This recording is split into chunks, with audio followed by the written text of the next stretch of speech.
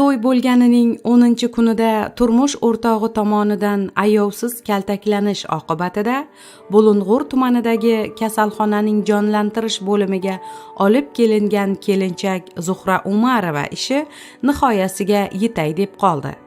Sputnik O'zbekiston muxbiri Umarovaning o'zi, uning onasi va Samarqand viloyati xotin-qizlar raisi Gavhar Alimova bilan bog'lanib, bo'lib o'tgan voqealar, qanday choralar ko'rilgani va kelgusida amalga oshiriladigan ishlar haqida suhbatlashdi. Zuhra Umarovaning so'zlariga ko'ra, oppoq orzular bilan bir yostiqqa bosh qo'ygan erkak tufayli asal oyi do'zaxga aylanishi hech qachon xayoliga kelmagan. Ichki bir tuyg'u bo'lgan xolos. 9-may kuni kelgan sovchilarning so'zlariga qaraganda, kuyov bola sal hayajonda, gapirishga uyalibdi. Shuning uchun 100 gram ichibdi degan gaplaridan hushyor tortib, onasiga "Ona, kuyov ichar ekan, ertaga meni urmaydimi?" deya dilini yorgan.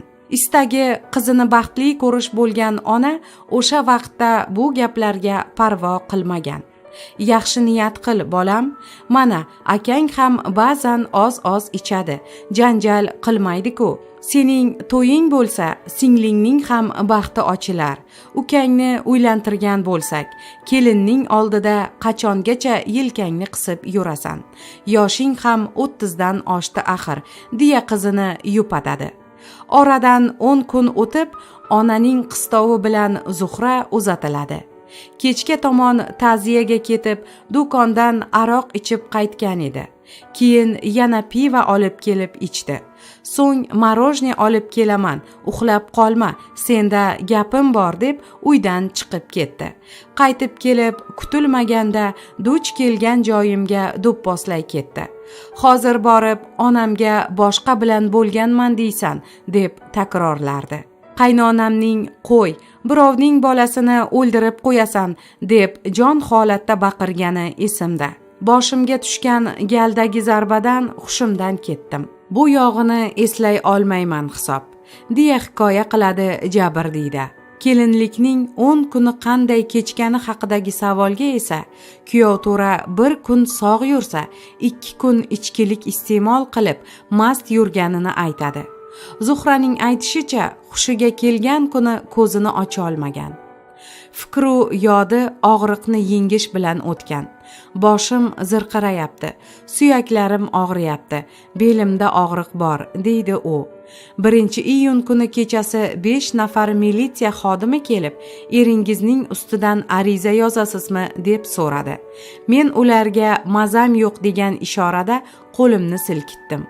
Ular chiqib ketishdi.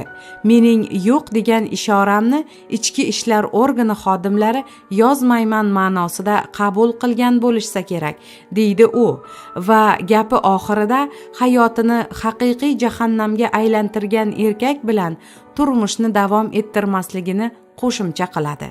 Kelinning onasi Manzura aya suhbatni kecha-yu kunduz qizining sog'ayishini tilab, Xudoga nola qilib o'tirganidan boshladi. O'sha mash'um kun oldidan qizim Zuhraning ziragi sinib qolgan ekan. Otasi chiroyli zirak oldi. "Qarang, o'sha kuni yuragim sezib, Zuhrani borib ko'rib kelay", deb yo'lga chiqdim-u, yana ortimga qaytdim. "Bir yo'la hayitda boramiz, hayitlik olib boramiz", debmanda ko'ziga yosh oladi suhbatdosh. Hammasiga o'zi aybdorligini aytadi. Niyatlarim boshqacha edi. Birdan shunday bo'lib qoldi.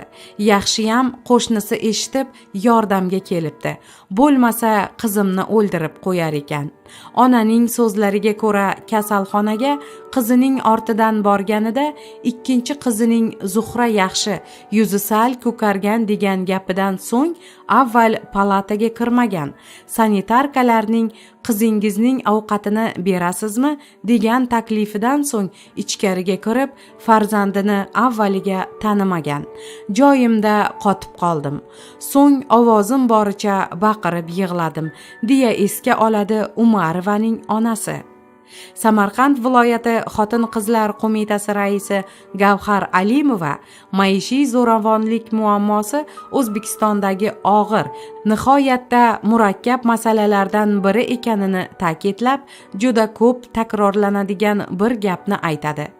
Zo'ravonlikka uchragan ayollar ko'pincha bu muammoni yashiradilar, or nomus qilishadi yoki darhol erlarini kechirishadi. Mana masalan Zuhra Umarovaning erining birinchi xotini bilan ham gaplashdim. Ayoldan erkak haqida alkash, bemaza degan ta'riflarni eshitdim.